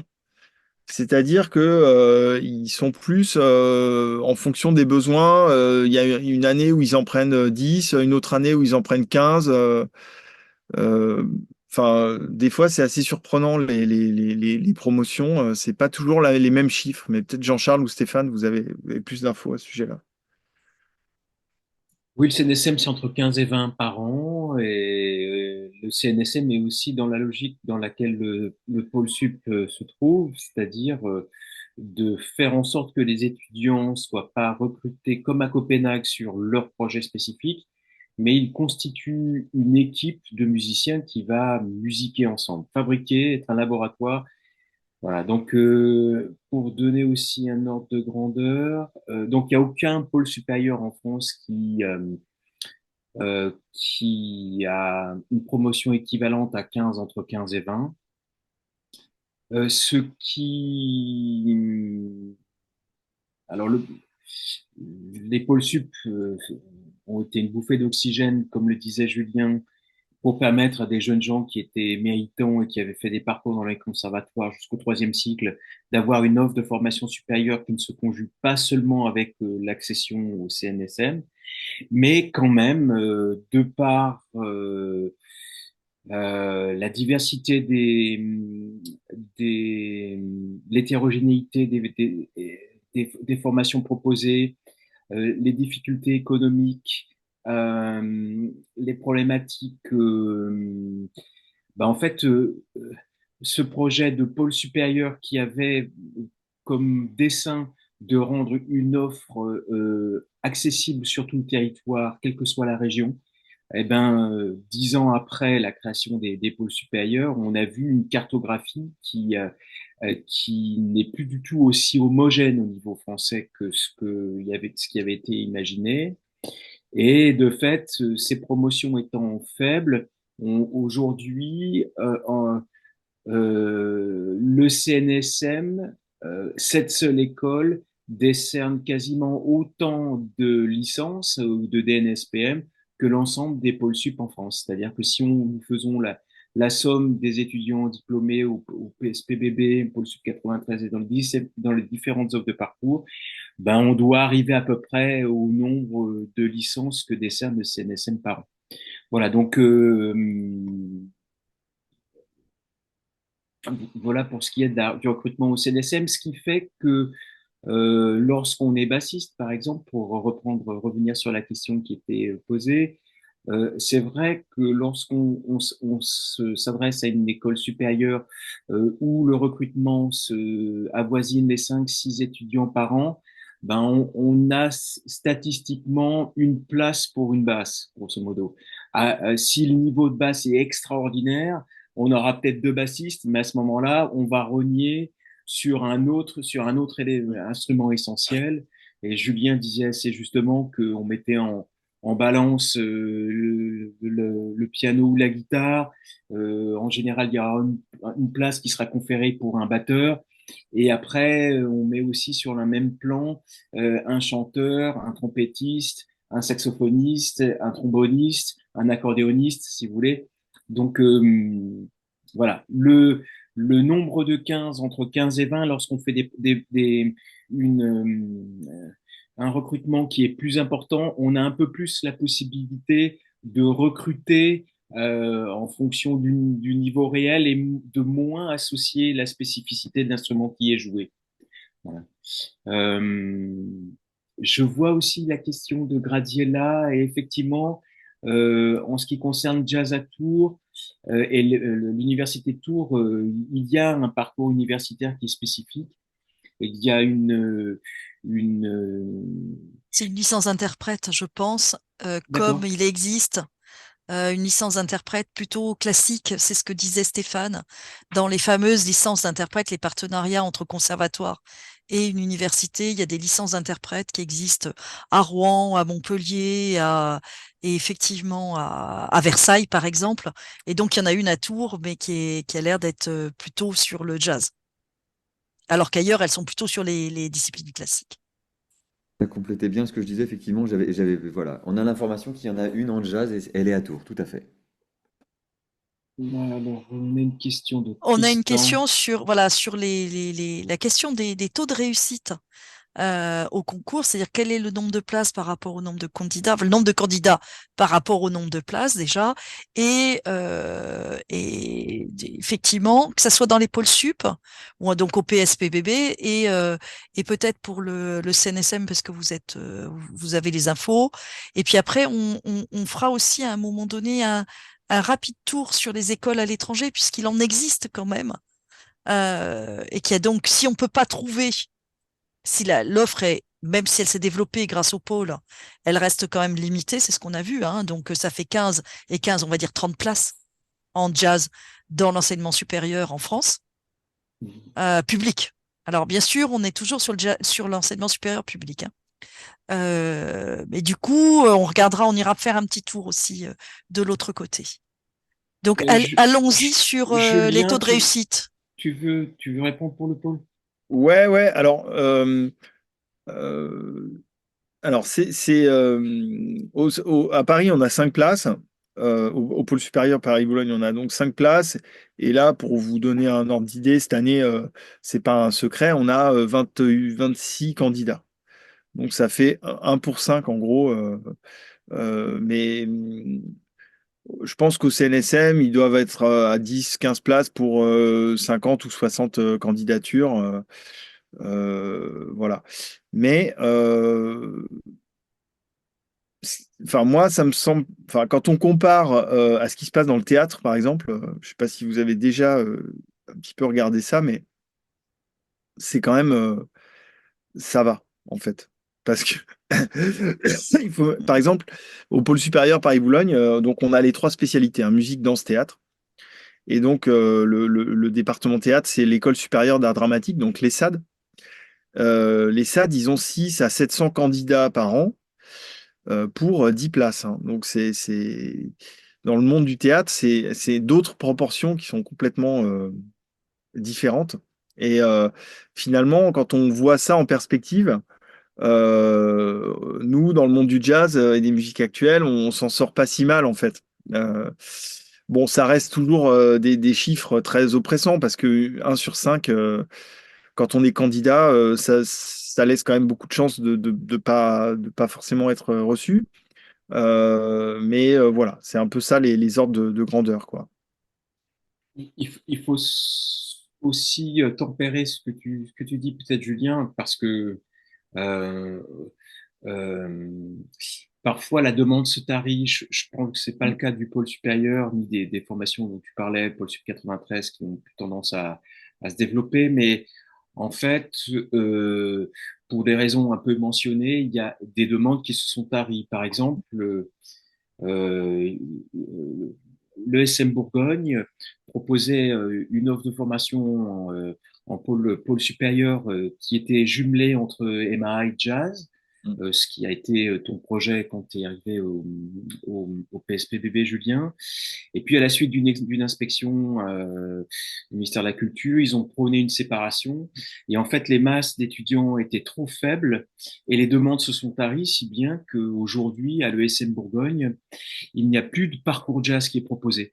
Donc c'est vrai qu'il y a la question du ratio, du nombre d'étudiants qui demandent et le nombre de places disponibles, mais aussi en regardant un peu précisément chaque offre de formation avec chaque spécificité, on s'aperçoit que certaines écoles sont boudées parce que des projets ont pu être continuer à être mis à flot et continuer à être alimentés pour pouvoir apporter une offre de formation qui soit saine et pérenne, et puis d'autres offres de formation dans les pôles supérieurs en France qui se sont taries et Mm. où là, carrément, il y a plus aucune demande, et de fait, ça crée du coup une offre de formation qui n'existe plus. Bah, c'est ce Et qui s'est passé également à Lille, puisque à Lille, je discutais de ça avec Bertrand, qui me disait, bah, le problème, c'est qu'on est coincé entre Paris et Bruxelles, et finalement, les étudiants lillois ou qui sont dans le nord de la France, soit vont tous au conservatoire de Bruxelles, soit à Paris. Donc, effectivement, à Lille, le parcours jazz, en fait, ils ont plus ou moins arrêté, faute de candidats, effectivement. Ouais. Mais alors là, tu as Ouais, raison de donc parler. il a Pardon. pas il a pas survécu, quoi, en fait, Bah, sur le papier, il coincé. existe encore, mais Mais ce qui veut dire que par contre, à Bruxelles, il y a quelque chose. ah Alors bah, à Bruxelles, au là, conservatoire, oui. Mais je laisserai Jean-Charles en parler quand il. C'est- là, c'est important aussi de souligner quelque chose, c'est qu'il y a très peu de place en France, parce que ça vient d'être très bien dit par Julien et Jean-Charles. Et puis d'autre part, par rapport à l'enseignement à l'international, il y a une sorte de décalage, c'est-à-dire qu'à l'international, le niveau licence est beaucoup moins avancé qu'en France, donc Mm. les gens se disent, enfin, ou alors c'est en France que le niveau licence est beaucoup trop avancé, c'est-à-dire qu'il faut avoir fait le conservatoire et rentrer dans l'enseignement supérieur, faire 3 ans pour avoir une licence. Ce qui fait que certains élèves, moi je vois bien là en ce moment, parce qu'ils sont tous en train de penser de préparer des concours. Bruxelles, c'est une très bonne option parce qu'ils se disent, je vais vais à Bruxelles et je vais rentrer directement en licence et je vais optimiser mon temps. Et moi, je l'avais vu en allant au meeting de l'IAIJ, qui est l'International Association of School of Jazz, et les élèves, notamment les élèves qu'on a à Paris, qui sont dans un cycle qui délivrent pas une licence, au CRR, hein, je parle, ils sont d'un niveau équivalent à Ouais. ceux à l'international qui sont dans des cycles où il y a des licences. Donc nos jeunes élèves, s'ils ont, bah, c'est aussi une question sur laquelle Jean-Charles parla des moyens, hein, mais il y a une opportunité de plus de place et en fait d'un parcours moins contraignant qu'en France. Donc ce qui fait que Bruxelles, en ce moment, c'est très couru. Ouais. Mm. Moi, Euh, avant de laisser la parole à Jean-Charles sur l'international, je voulais faire une toute petite parenthèse au sujet de la formation CA, parce que on a dit que on a bien dit à raison que il n'y a pas de jazz au CNSM de Lyon, mais cependant, la formation CA du CNSM de Lyon propose la discipline jazz pour passer le certificat d'aptitude. Et également, et ça c'est tout nouveau depuis 2 3 ans, la discipline musique actuelle. Donc au CNSM de Lyon, vous pouvez passer les CA vous pouvez rentrer en formation pour passer les CA musique actuelle et jazz. Mais par contre, il n'y a pas de DNSPM, ni jazz, ni musique actuelle en amont de ça. Donc ça offre une possibilité supplémentaire quand on sort d'un DNSPM ou quelque part de rentrer en formation CA dans l'un des deux CNSM en fait. Et du reste, on a quelques questions musique actuelle. Du coup, si Julien, tu peux répondre, j'en sais rien, justement sur la question de la préparation. Euh, du coup, pour rentrer en CPES de musique actuelle, Ouais. comment est-ce qu'en fait on se prépare pour rentrer en CPES de musique actuelle? Et est-ce qu'il y a et pareil, après on aura une même question, j'allais dire presque équivalente sur sur l'entrée en CPES de jazz Ouais. du CRR pour Jean-Charles. Ouais, alors pour les musiques actuelles, en musique actuelle, les CPES, en général, en fait, la spécificité de la ville de Paris, c'est que les CPES et cycles spécialisés sont sous la responsabilité du CRR et que globalement, les premiers cycles, un cycle 1, 2, 3, sont organisés par les conservatoires municipaux d'arrondissement. Donc ce système-là, c'est vraiment une spécificité parisienne parce que si vous allez dans un conservatoire n'importe où, euh, le CRR de Poitiers ou de Strasbourg ou de Lyon s'occupe de l'ensemble du parcours du premier cycle jusqu'au CPES. Donc, la spécificité à Paris, c'est qu'effectivement, les musiques actuelles, jusqu'à il n'y a pas très longtemps, étaient pas encore très, très développées. Donc, il n'y avait pas beaucoup de possibilités de faire des cycles 1, 2, 3 en musique actuelle dans les CMA dans la ville de Paris. Donc, de se préparer à l'entrée en CPES au CRR. Donc, les gens venaient un peu de partout, d'Île-de-France, en banlieue. Ou des écoles privées pour rentrer dans le cycle préparatoire à l'enseignement supérieur en musique actuelle au CRR. Euh, mais là, c'est une offre qui est en train de se développer quand même sur la ville de Paris. Les CMA, il y a de plus en plus de CMA qui proposent des parcours structurés. Donc ça, c'est intéressant. Je vous invite à vous renseigner auprès du site de la ville de Paris parce il y a vraiment plusieurs CMA maintenant, bah, au 11e, là où travaille Stéphane, au 14e, au 7e. Huitième, huitième aussi. 8e, 18e, voilà. Il y a plein de CMA qui ont développé ça. Donc aujourd'hui, Seize, on a quand pardon. même une possibilité pour préparer l'entrée en CPES au CRR de Paris en étant dans un CMA parisien. Hmm. Pardon, je me suis trompé, j'ai dit 8, mais c'était 16. C'était le Oui, 16. conservatoire. Ouais, Et, concernant le nombre de places et de participants en CPES Jazz au CRR de Paris, est-ce possible d'avoir une fourchette? Alors, le cycle spécialisé, le CPES des conservatoires de la ville de Paris, donc qui travaillent sur le réseau, c'est 55 étudiants, dont à peu près moitié en cycle spécialisé, l'autre moitié en CPES, ce qui fait que on a des promotions sur les 2 ans. Ça fait qu'on recrute en cycle spécialisé et en CPES à peu près 15 étudiants par an. C'est une moyenne.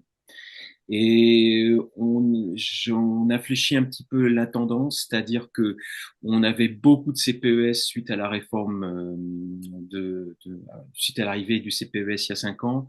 Et là, on est plutôt, je diminue le nombre de CPES et j'augmente le nombre de cycles spécialisés, notamment eu égard aux marqueurs qu'on a dans le métier aujourd'hui et puis aux places qu'il y a dans l'enseignement supérieur. Mais bon, pour l'instant, on est toujours sur ce chiffre que je peux vous dire de 15. Alors, sur les 15, on a à peu près 60-70 candidats à l'entrée sur chacun des cycles. Il y a une limite d'âge, bien sûr, pour présenter le concours d'entrée au CNSM en jazz. Je crois qu'elle est assez jeune. Je crois que c'est 24 ou 25 ans. C'est Ouais. relativement tôt. Notre fils pianiste classique, voilà, il prépare son DEM en basse jazz. Pourrait-il valider un DNSPM-DE en piano, puis un DNCM-DE en basse jazz? Alors, c'est possible, mais ça veut dire qu'il faut quand même présenter un Les concours deux entrées. d'entrée. Voilà, Mm, il mm. faut, il faut rentrer en basse et il faut rentrer en piano. Et pour pouvoir faire cette formation en DE aussi, il faut en faire une demande spécifique au CNSM. Elle n'est pas garantie. Je crois pas qu'elle soit proposée d'emblée à tous les étudiants. Non, il faut faire le choix du parcours Il faut DE. faire le choix, d'accord. Et c'est un choix, et ceci dit, ça rajoute, c'est encore une fois, c'est une question de gestion du temps, hein. Ça rajoute des heures. C'est comme de faire le parcours licence, c'est comme de faire, enfin, ça demande quand même de prendre des heures parce qu'il va falloir faire des parties pratiques. Le qui dit DE dit aussi d'aller en stage, d'aller Tutorat. d'être tutoré sur des effectivement. Et donc du coup, ça prend du temps parce que aller donner des cours, c'est forcément euh, gourmand en temps. Alors Je veux bien apporter un complément de réponse à cette oui, question parce que elle me semble vraiment intéressante. Euh, En fait, là, on a un jeune qui visiblement est très doué parce qu'il fait plein de choses et qu'il a beaucoup de capacités. Donc, bravo, c'est super. Mais je pense qu'une des... Et ça, je le dis parce que c'est quelque chose qu'il faut vraiment intégrer. Il faut que les candidats intègrent ça aussi dans leur pensée. Rentrer dans l'enseignement supérieur, c'est nourrir un projet professionnel. Euh, et donc, l'idée, c'est pas déjà, c'est des formations qui sont lourdes. C'est quand même pas, c'est pas rien. Ce qu'on voit, ce qu'on observe souvent, c'est que les étudiants, quand ils sortent des 3 ans de DNSPM, ils sont fatigués. Ils ont beaucoup bossé, ils ont fait beaucoup de choses. Et c'est pour ça aussi qu'on observe qu'il y a assez peu d'étudiants qui veulent poursuivre en master, globalement, sur le jazz. Ils s'arrêtent en DNSPM parce que c'est quand même, voilà, on est arrivé au bout de quelque chose.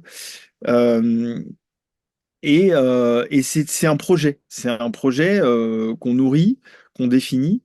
Et donc, c'est pas forcément une rentrée dans la vie professionnelle musicale. Au bout d'un moment, c'est pas non plus forcément accumuler des diplômes. Mais c'est justement essayer de se concentrer sur un sillon qu'on va essayer de creuser. Donc peut-être que ce jeune, pour l'instant, il est encore jeune et il a encore le temps de choisir ce qu'il aura envie de faire. Mais c'est pas forcément intéressant de se dire je vais tout faire jusqu'au DNSPM, du piano classique, de la contrebasse, du jazz. C'est-à-dire qu'à un moment donné, c'est beaucoup tout ça. Et donc, cette notion de projet, elle est vachement importante, et notamment au niveau des entretiens. L'entretien au moment du concours d'entrée, c'est vraiment déterminant. J'insiste beaucoup là-dessus parce que un étudiant qui arrive, un candidat qui arrive en ayant regardé la formation, en ayant regardé la maquette, les équipes pédagogiques, s'étant informé sur ce qu'il va apprendre, et en étant capable de formuler les raisons profondes pour lesquelles il veut être là, ça change tout par rapport à un étudiant qui dit moi je suis en CPES, alors je passe le concours parce qu'il faut le faire, quoi. C'est complètement déterminant. Et il y a des candidats, des fois, qu'on prend, qui sont peut-être un peu plus frais en termes de niveau pur, qui sont pas forcément les meilleurs ou ceux qui maîtrisent le mieux, mais qui ont su formuler un projet qui était euh, où on a estimé que l'école avait vraiment quelque chose à lui apporter par rapport à ce qu'il était capable de formuler. Euh, et ça, c'est vachement important de le mentionner. C'est pas la course au meilleur niveau. C'est d'abord construire un projet professionnel et essayer de le formuler et être capable de le défendre. Ça, c'est beaucoup plus essentiel et beaucoup plus important que se dire je vais être le meilleur pianiste du monde et du coup je pourrais aller partout où je veux. Voilà. Mais du coup, j'en profite pour rebondir encore une fois sur ces. Ça veut dire que c'est bien clair que dans la plupart des pôles supérieurs, euh, les épreuves de concours, il y a à la fois une épreuve instrumentale Mm. et un entretien, et Ouais, l'entretien est souvent fait d'ailleurs en présence parfois des responsables de l'université qui sont présents aussi ouais, dans le tout à fait. jury. Ouais. Ce qui est un petit peu différent du CNSM, où effectivement, le concours du CNSM, a priori, je ne pense pas, même qu'en jazz, il y ait une épreuve d'entretien, j'allais dire. Ah Si, si si, elle si. est Elle obligatoire. est toujours là. Ah, Ah oui, alors en jazz, ça veut dire qu'on a un entretien, oui, oui. ce qui est Oui, je pense. intéressant quand même, Mais hein, pas Ouais, devant des représentants de l'université, mais devant le jury. devant le jury. Oui. mais je pense que ce que je viens de dire au sujet de l'entretien, enfin, C'est fondamental, oui. je pense que c'est la même chose là-bas, c'est-à-dire que évidemment que ils tiennent en compte cette notion de D'accord. maturité dans la capacité de l'étudiant à formuler son projet, quoi, et la motivation et sa Bien sûr. motivation. Alors, on a d'autres des questions. Alors, effectivement, peut-être apporter tout de suite, avant qu'on fasse notre petite virée à l'étranger, avec Jean-Charles. Oui, alors on est dans l'enseignement supérieur public, quel qu'il soit, et y compris, même si les CPES ne sont pas de l'enseignement supérieur, ils donnent un statut d'étudiant, et qui dit statut d'étudiant dit bourse et accès au logement étudiant. Donc oui, c'est vrai, au CNSM de Paris, on a des bourses du Crous et on a accès au logement du Crous. Mais en plus, effectivement, au CNSM de Paris, il y a tout un jeu, comme dans les écoles étrangères d'ailleurs, il y a tout un jeu de bourses complémentaires, d'aides liées au mécénat. En fait, des fonds privés qui viennent, qui peuvent aider certains étudiants qui en ont vraiment besoin. Donc oui, et effectivement, il y a un double modèle au CNSM qui existe aussi et qui est à l'étranger. C'est en général plutôt des bourses de mécénat qui existent. Et enfin, on a une petite question, effectivement, mais je propose au spectateur anonyme là, qui nous fait une question sur comment on peut se préparer pour entrer en CPES de MAA. MAO, hein, c'est Alors, une c'est de cycle MAO. MAA et qui pose la question pour la MAO. Voilà. Voilà, il pose la Et en question de fait, la MAO. a priori, non, il n'y a pas de ressources, il n'existe pas des ressources en ligne, pas à Mm, ma connaissance en tout cas, pas de cours spécifiques, mais, euh, mais les cours en ligne se développent considérablement. Peut-être qu'on peut quand même, en cherchant bien, trouver ça, mais moi, je ne connais pas. Et Mais puis, après, je pense qu'il faut qu'il aille se renseigner, hein. pour ajouter quelque chose, il y a les annales sur la plupart des sites, donc il faut déjà aller voir un petit peu ce qui a été posé comme sujet dans les années d'avant. Là, je parle pour les épreuves théoriques et tout ça, donc c'est possible aussi d'avoir des informations sur les sites du CRR ou d'autres, hein. Bah, c'est-à-dire que là, s'il s'est inscrit cette année pour le concours là qui va avoir lieu en avril-mai, pour pouvoir bénéficier de cours quelque part, c'est trop tard, oui, ça c'est sûr. Mais après, comme je le disais tout à l'heure, pour l'année prochaine, il peut intégrer dans les CMA, il y a plein de cours de MAO, de musique actuelle. Maintenant, il y a vraiment un choix, il y a vraiment du choix, il y a vraiment une possibilité d'intégrer les choses. Mais là, c'est sûr que maintenant, pour dans 2 mois, c'est trop tard, oui. Ouais.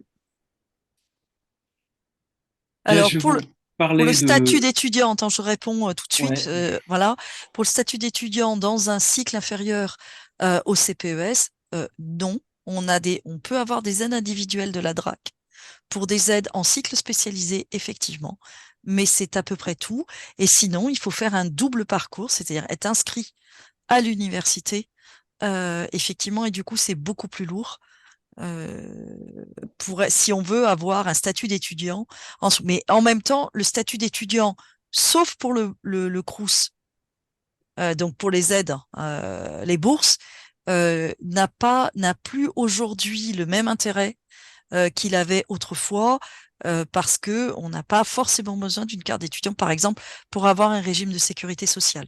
Mm. Aujourd'hui, c'est devenu, voilà, il y en a plus autant besoin. Donc, il faut parfois aussi décorréler un peu les deux. Évidemment, pour si on a besoin d'une bourse, c'est plus compliqué.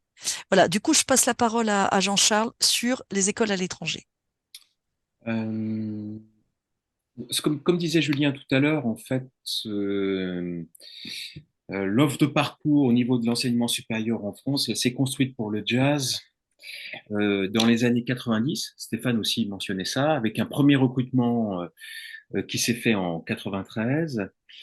Et pendant longtemps, bien que les accords de Bologne aient été ratifiés, la France a voulu faire valoir une sorte d'exception culturelle en disant, vous savez, nous, on sait très bien former nos étudiants dans ces écoles que sont les CNSM et on va pas fonctionner sur ce modèle européen. Sauf que pendant ce temps-là, toutes les écoles européennes ont construit leur parcours d'enseignement supérieur, ont obtenu des moyens, se sont affranchis des universités et certains pays qui ne font même pas partie de l'Europe, comme je pense à la Suisse, ont compris l'intérêt pour les universités, pour les étudiants en Suisse, de pouvoir raccrocher sur ce système des accords de Bologne. Quand la France s'est réveillée pour mettre en place ces pôles supérieurs, c'était déjà bien tard dans une organisation de l'enseignement supérieur en Europe qui était déjà très efficiente. Et de fait, on a un fonctionnement qui, même avec une volonté qui ne soit pas jacobine d'aller à Paris pour pouvoir suivre une formation supérieure, eh ben, on voit bien qu'après 2008, 15 ans après, ben, les offres de parcours dans les pôles supérieurs en province ont du mal à tenir le cap. On les a cités, Strasbourg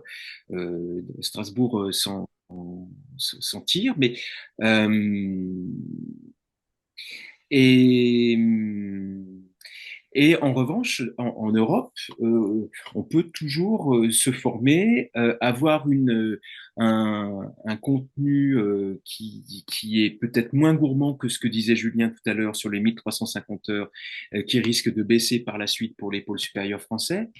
Et ce fonctionnement pôle supérieur venir sur Paris ou alors aller au CNSM, et qui était une tradition un peu, j'allais dire pyramidale, n'a plus spécialement cours aujourd'hui. On peut se former de façon très efficace dans d'autres universités en Europe.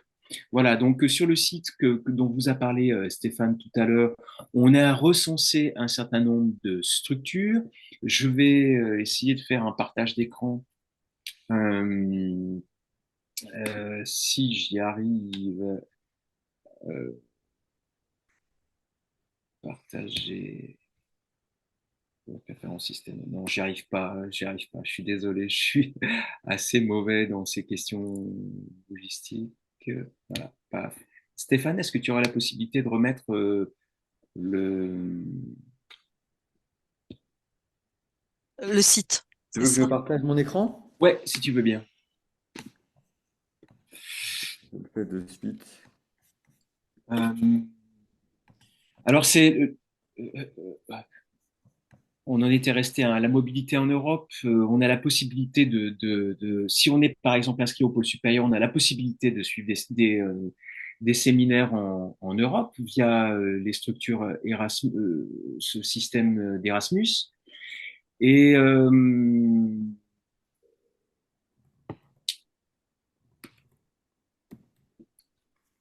voilà. Et on a aussi cette aide à la mobilité internationale qui était un dispositif du ministère de la Culture qui permet à des étudiants boursiers de pouvoir briguer une aide pour une mobilité européenne. Voilà. Donc, mais ça, ces deux systèmes existent lorsqu'on est inscrit dans une école supérieure française. Je pense que le CNSM a une convention Erasmus qui est bien installée et depuis une bonne vingtaine d'années, ils envoient régulièrement des étudiants suivre des semestres, voire des années scolaires entières dans des universités européennes. Est-ce qu'on peut passer au slide suivant? Voilà, donc on a listé des écoles francophones parce qu'on a bien repéré que la langue était une des clés pour pouvoir s'orienter dans des écoles supérieures européennes. Alors, il y a un fort taux d'accès des étudiants parisiens à l'école de Lausanne, notamment parce qu'on a un enseignant de Lausanne qui est présent au niveau du CRR de Paris, c'est Émile Sfani. Donc, il y a une filière qui s'est construite, d'ailleurs, avec le CNSM, avec le PSPBB, mais donc là aussi avec Lausanne. Alors, Berne propose une formation supérieure également en français. Donc, vous voyez que là, ce sont deux écoles suisses la Suisse ne faisant pas partie de l'école européenne, de l'Union européenne. On a des filières d'enseignement qui permettent à des étudiants qui parlent le français de pouvoir être formés à un niveau supérieur. On a aussi le Conservatoire royal de Bruxelles et effectivement, depuis longtemps, on avait observé que des étudiants qui sortaient des conservatoires français, qui étaient plutôt bien formés dans les conservatoires français, quel que soit l'endroit, avaient la possibilité d'accéder à parfois pas à la première année de licence, mais à la deuxième année de licence, voire parfois à la troisième année de licence au Conservatoire royal de Bruxelles. Et on voyait une sorte de dichotomie qui existe encore aujourd'hui dans les pôles supérieurs et au CNSM, d'un niveau de compétence qui est certain et d'un niveau de diplomation qui est plus faible. Et par exemple, je pense que pour ce qui est du niveau réel des étudiants qui sortent avec la licence du CNSM, je pense qu'à un niveau européen, c'est plus sur un échelon de master, c'est-à-dire qu'avec les mêmes moyens et les mêmes aptitudes musicales, dans des écoles européennes, ces étudiants seraient plus d'un niveau de master. Donc la France continue à à être encore un petit peu à la traîne pour faire en sorte que les élèves qui sont formés dans nos conservatoires aient un diplôme équivalent et à peu près proportionné au niveau de l'Europe. Est-ce qu'on peut passer au slide suivant, Stéphane? Voilà, donc ensuite, il y a d'autres écoles anglophones. Et la liste des écoles que vous verrez, c'est des listes que nous avons faites, Stéphane et moi, suite aux différentes rencontres qu'on a pu avoir. Den Haag, La Haye, donc aux Pays-Bas, est une formation qui aligne énormément de cours avec une équipe pédagogique qui est très importante.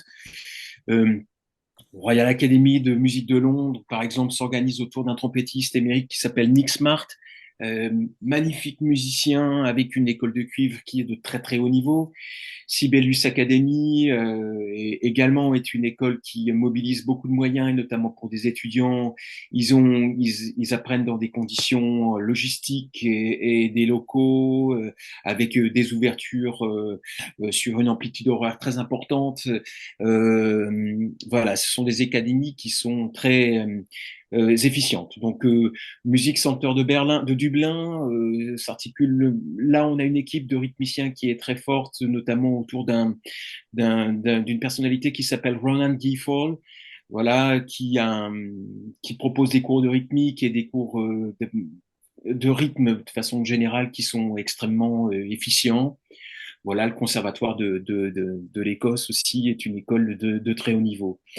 Après les écoles anglophones, on a les écoles germanophones, le Jazz Institute de Berlin, qui est une structure une structure phare en Europe avec beaucoup de demandes. On a des étudiants qui y sont allés. Alors c'est vrai que ça fait partie des tips quand on postule en France pour une école supérieure. Le cachet de la poste fait foi pour le moment où on met l'enveloppe dans la boîte aux lettres. Mais lorsqu'on est dans une école germanophone ou en Allemagne, en fait c'est le il faut que la lettre arrive avant la date butoir. Donc, on a eu des étudiants qui se sont fait avoir sur ces questions basiques d'envoi de courrier. Le Jazz Institute de Berlin est une école de premier plan. Munich aussi, voilà. Köln avec Sébastien Sternal, qui propose des académies et des sessions avec des musiciens, notamment des musiciens américains. Mannheim, Graz, Linz aussi en Autriche ont des formations de premier plan. Alors, bien évidemment, lorsqu'on imagine l'enseignement du jazz, alors on pense aux écoles supérieures qui se trouvent aux États-Unis et au Canada. Alors, les écoles américaines ont toujours été très actives parce qu'il s'agit pour eux d'un business model très clair. Et donc, si vous êtes intéressé par des écoles supérieures aux États-Unis, si vous avez beaucoup d'argent, c'est très facile de vous former. Certaines écoles avoisinent les 60 000 dollars par an, hein. Ça veut dire que les familles doivent être très aisées. Je pense là à cette école de New York. À Berkeley, Non, non, je pense à celle dont Dave Schroeder est le responsable. la New School. Non, La Manhattan School of Music. non, c'en est encore une autre. Mais en tout cas, ce sont des écoles qui sont effectivement très chères et bon, vous avez pour le coup des véritables stars qui viennent enseigner. Et euh, mais bon, ça représente un budget pour les familles. Mobilité internationale, le financement. Alors on peut effectivement, en étant issu de certains territoires, on a la possibilité d'obtenir des bourses. Il faut ne pas hésiter à aller voir nos représentants dans les départements, dans les régions, parfois aussi par les fondations. Par exemple, pour le jazz, la Fondation Paribas aide beaucoup. Ils aident les musiciens émergents, ils aident des artistes qui sont installés, mais ils peuvent aussi aider des jeunes à étudier dans des écoles à l'étranger. Je passe rapidement, peut-être on continue le. Oh, on a un complément, une suggestion, c'était peut-être la Oui, Juilliard. Ouais. oui, Juilliard. Alors, on a des étudiants qui sont allés à Berkeley. Tino Erdos, par exemple, est à Berkeley. On a des étudiants qui sont partis du CERA de Paris, qui sont à la Manhattan School of Music de New York. Juilliard, je n'ai pas eu la connaissance d'étudiants qui ont pu y aller et je ne connais pas qui s'occupe du cursus jazz. Mais évidemment, on a aussi des cursus à Boston, la New England Conservatory qui est un excellent conservatoire, et puis la Berklee School qui a aussi ouvert des succursales dans différents pays en Europe, notamment en Espagne. Voilà, celle qui coûte 60 000 dollars, elle est listée ici, c'est la New York University, c'est l'avant-dernière. McGill, voilà, vous avez la liste une liste des universités. Et effectivement, cette liste, elle n'est pas du tout complète. Passons au slide suivant. Voilà, ça c'est la question qui peut se poser pour les familles et pour les étudiants. On a listé quels sont les critères à prendre en compte dès l'instant où on s'oriente dans une formation supérieure. J'allais dire qu'elle soit française ou qu'elle soit internationale. Alors, c'est la langue qui va être le support des cours. C'est vrai que qu'on est si on n'est pas très à l'aise en anglais ou en allemand, ça va être vite assez compliqué. Donc, c'est une des raisons pour lesquelles on vous a listé les écoles francophones.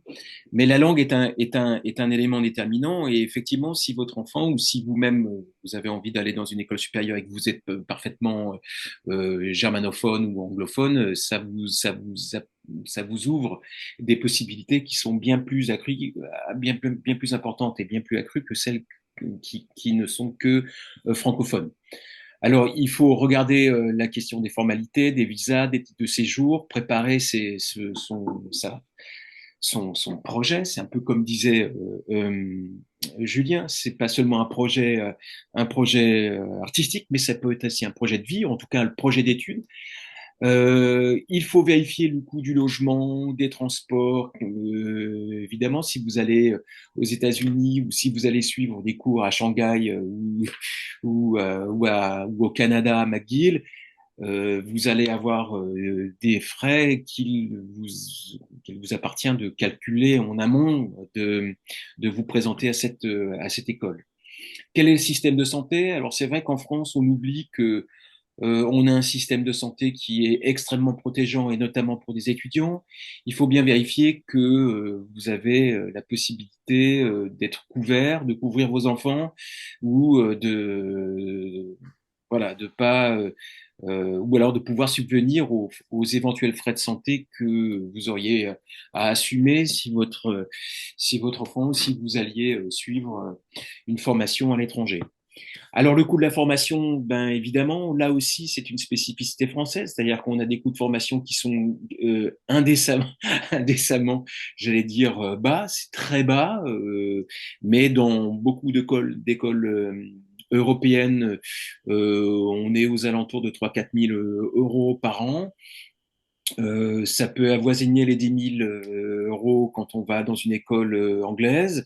Et évidemment, comme je disais, pour la New York University, cette formation-là est extrêmement chère. Alors, il faut savoir aussi que lorsqu'on est un musicien émérite et que on crève le plafond, alors vous pouvez avoir des aides partielles et des bourses qui font chuter le coût de la formation. Mais c'est réservé à un happy few de musiciens qui doivent vraiment être de premier plan et séduire complètement l'équipe et le jury de l'entrée de cette formation. Voilà, nombre d'étudiants global, c'est une vraie question parce que on a vu notamment pour le PSPBB, c'était une question qui se posait. Le département, combien compte-t-il d'étudiants? Parce que c'est aussi un réseau professionnel qui va se construire. Et effectivement, si on est dans une structure où il y a 2 ou 3 étudiants, c'est pas la même émulation que lorsqu'on se trouve dans une structure d'enseignement supérieur où on est une promotion à 20 ou 30 étudiants avec la capacité de monter des projets et de travailler.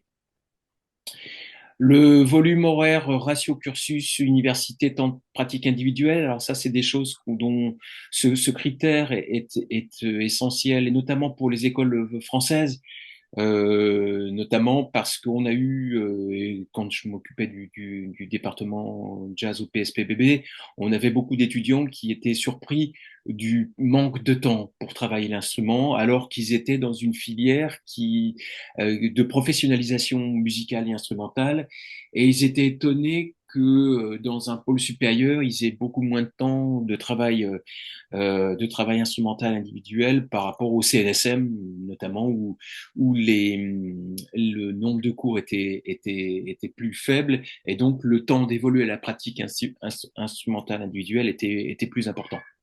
Alors, bien sûr, regardez l'équipe pédagogique. Est-ce que les gens qui vont vous former, est-ce que ce sont des artistes qui vous font envie? Est-ce que leur travail vous séduit? Est-ce que, voilà, cette équipe va être de nature à vous transformer, à vous élever? C'est toujours bon de regarder le site web de l'école que vous briguez pour connaître un peu plus l'équipe pédagogique et parfois aussi émettre un souhait pour pour s'adresser à tel ou tel enseignant pour travailler son instrument. Les diplômes délivrés, alors effectivement, est-ce que c'est un diplôme d'interprète? Est-ce que c'est un diplôme musical seul? Ou est-ce que vous ressortez avec un master de pédagogie, ce qui peut effectivement être un élément d'avantage? Parce que si vous sortez de cette école avec un master en pédagogie, bien, vous avez une équivalence que vous pourriez briguer et effectivement obtenir un poste dans une école en tant qu'enseignant en Europe et éventuellement aussi en France. Voilà. La qualité des infrastructures, c'est la question de l'école. Je mentionnais Sibelius Academy, mais c'est pas la seule école qui présente des locaux de répétition. Bah, par exemple, l'EMU à Lausanne est une école sur le site du Flon qui a des salles de répétition sur des amplitudes d'ouverture qui sont très importantes. Je pense pas il y a pas une salle même de travail où il n'y a pas un Steinway parce que voilà, les partenaires de ces structures, c'est souvent des banques suisses et des fondations qui ont énormément de moyens. Donc, ça peut toujours être intéressant d'aller regarder, visiter l'école, ou en tout cas, en général, on arrive aujourd'hui par le net à avoir une idée des locaux dans lesquels les cours sont donnés. Et puis aussi, dernier point très important, la scène musicale locale, c'est-à-dire est-ce que la scène artistique, est-ce que les orchestres, est-ce que les clubs, est-ce que les salles de concert font la part belle aux musiciens de jazz? Et effectivement, lorsqu'on compare Paris à même ne serait-ce qu'une capitale comme Helsinki, je pense que la scène musicale parisienne est beaucoup plus active et beaucoup plus vivante et beaucoup plus florissante que la scène musicale à Helsinki. Voilà, donc il faut sous-peser, ce sont des éléments d'entrée, des éléments de réflexion qu'il faut garder présents à l'esprit pour faire en sorte que vous ayez un choix qui puisse être le bon sans avoir à regretter ce choix une fois que vous serez inscrit dans une école supérieure. Je vais peut-être m'arrêter là. Je voulais vous dire, donc effectivement, comme le disait Stéphane tout à l'heure, ce site-là, toutes ces informations, vous les trouvez sur le site et que n'importe quelle information que vous aimeriez donner, des modalités d'inscription, de ce que vous auriez vécu dans vos études supérieures, c'est très intéressant d'en avoir le retour parce qu'on pourra diffuser et continuer à diffuser ces informations et les partager pour faire en sorte que les familles et les prochaines générations soient les plus armées, les plus au courant des offres de formation en France et en Europe. Est-ce que, Alors, on est-ce a, que je, pardon. ouais, est-ce que je peux me permettre Oui, Ah oui. bah attends, on Après, a on une a une question. question. On a une Ouais, question vas-y. assez précise en fait Faites-nous partir. sur le PSPBB et technique effectivement, Ouais. qui est une question pour le pôle sup hein, justement. Et la question, qu'est-ce qu'il faut qu'on choisisse sur Parcoursup, puisqu'il y a l'entrée en licence de l'autre côté, donc il faut bien choisir Ouais. la licence métier de la musique et du son de Gustave Eiffel. Ouais, ouais. En fait, effectivement, cette année, c'est la première année que ça se passe comme ça, parce que l'université nous a demandé, pour des besoins techniques propres à leur fonctionnement, de demander aux candidats au pôle supérieur de faire une inscription chez eux via Parcoursup. Pour pouvoir permettre aux candidats qui sont reçus d'avoir une inscription facilitée à l'université une fois qu'ils sont reçus. En fait, ça permet juste de faciliter l'inscription derrière une fois que les étudiants sont reçus. Donc, du coup, on demande à tous les candidats de s'inscrire sur Parcoursup pour le faire. Mais ça me semble pas très problématique. Enfin, apparemment, il n'y a pas trop de soucis là-dessus. Effectivement, il faut formuler un vœu. Et puis faire un petit projet d'étude en spécifiant effectivement que le candidat postule au PSPBB et qu'il est sur ce projet de formation en double cursus, quoi. Euh, donc, est-ce qu'il y a, pour ma part, le CRA de Paris, donc Oui, effectivement, la question, c'est qui doit valider en fait cette fameuse fiche en fait de suivi de projet d'études qui effectivement doit être complémentaire. Alors, pour info, ces fiches de suivi de projet d'études sont parfois validées soit effectivement par le SCUIO, hein, donc, puisque c'est ça le service commun universitaire d'information et d'orientation, mais peut aussi être parfois validé simplement par le lycée, si vous êtes encore au lycée. C'est-à-dire que ça fait partie des éléments que le lycée est censé valider. C'est les fiches, effectivement, qu'ils doivent joindre dans le cadre de Parcoursup. Mais si vous êtes plus au lycée, effectivement, il faut aller au SCUIO. Mais après, dans le cas des candidats au PSPBB, cette fiche me semble pas déterminante. Enfin, c'est pas très C'est grave. ça. Ouais, Je pense qu'il faut mettre, il y aura juste décrit, ouais. voilà. Et une fois que vous êtes admis au PSPBB, il faut avoir Oui, la double inscription. Mais voilà, c'est ça. Mais en fait, ils demandent ça à tous les étudiants, à toutes les personnes qui postulent, parce qu'il faut savoir que la licence musique et métier du son, en fait, j'ai réalisé ça après coup, je m'en suis pas rendu compte, mais c'est une licence qui est très demandée, en fait. C'est-à-dire qu'ils ont, eux, de leur côté, 7 à 800 personnes qui demandent à intégrer cette licence pour 70 places. Et ils nous réservent 10 places, du coup, tous les ans en plus pour nous. Donc c'est quand même, enfin, faut avoir conscience que c'est quand même une grande chance parce que c'est pas une licence dans laquelle on rentre facilement, quoi.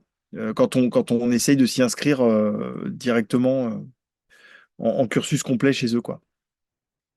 Voilà, moi je voulais juste rebondir très rapidement sur une question qui me semble très très importante qu'on n'a pas encore évoquée.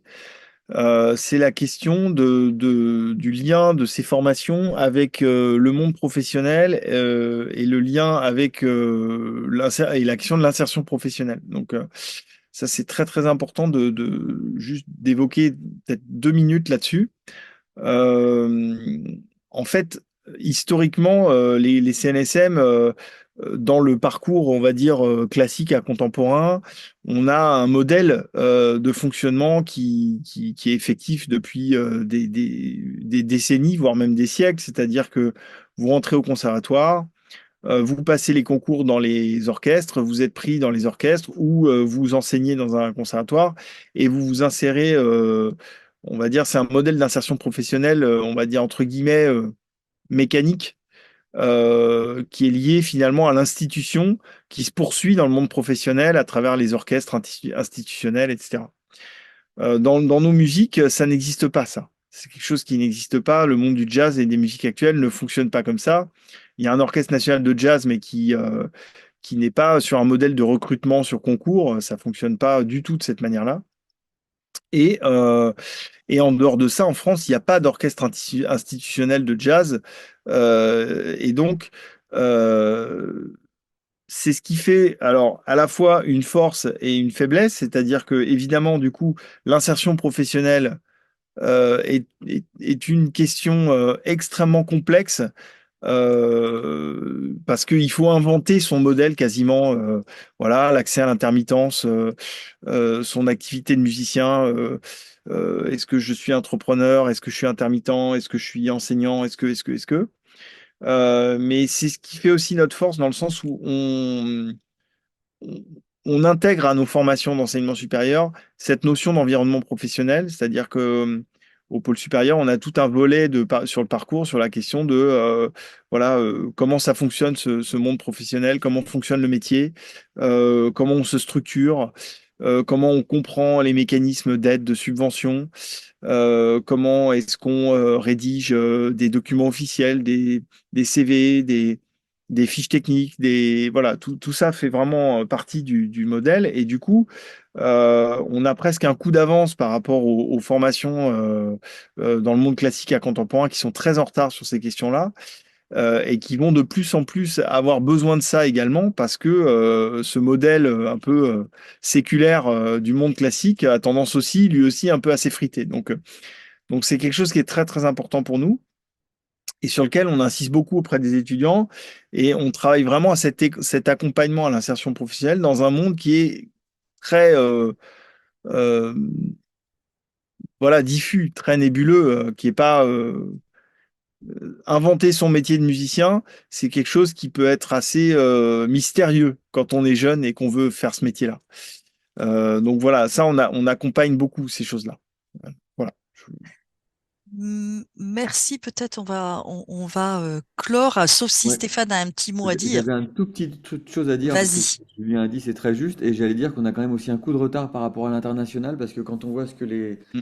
voilà, il y a des universités, notamment les Américains, voilà, ils sont très en pointe et si on prend le temps d'aller sur leur site, on a aussi énormément de ressources sur l'insertion professionnelle de leurs élèves.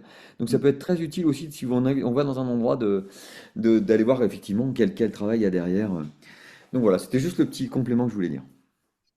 Bah écoutez, merci en tout cas. Je laisse Jean-Charles finir de répondre à une question qui s'adressait précisément à lui. C'est parce que c'est de sa faute, il n'avait pas été assez précis sur le concours de CPES, donc c'est normal.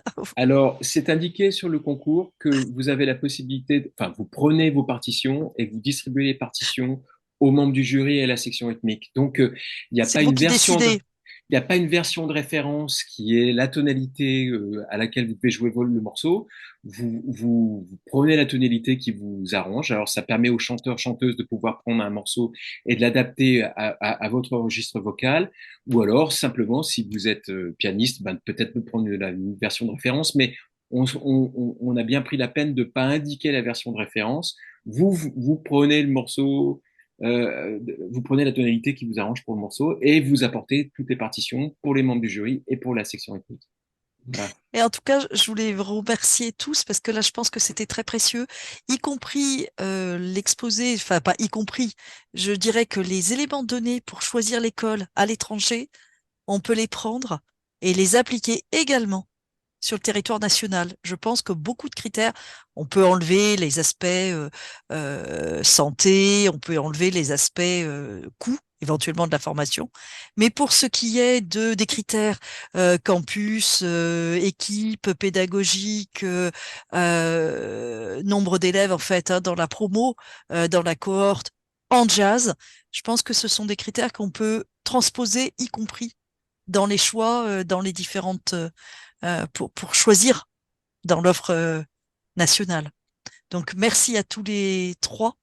Ouais, Et ouais, je voulais juste dire oui, juste une toute petite info, c'est que moi, tous les ans, au mois de novembre, décembre, oui, j'organise des réunions d'information du parcours au pôle supérieur. Donc, ça se fait en visio et en présentiel rue Jean-Jacques Rousseau dans les locaux où on est avec le CRR. Donc, faut pas hésiter à participer à ces réunions pour les candidats potentiels intéressés par ce parcours-là. Je détaille tout l'ensemble de la formation. merci à tous. À bientôt. Bonne Merci soirée beaucoup. Bonne fin de et, journée. et à bientôt. Au revoir. Au revoir.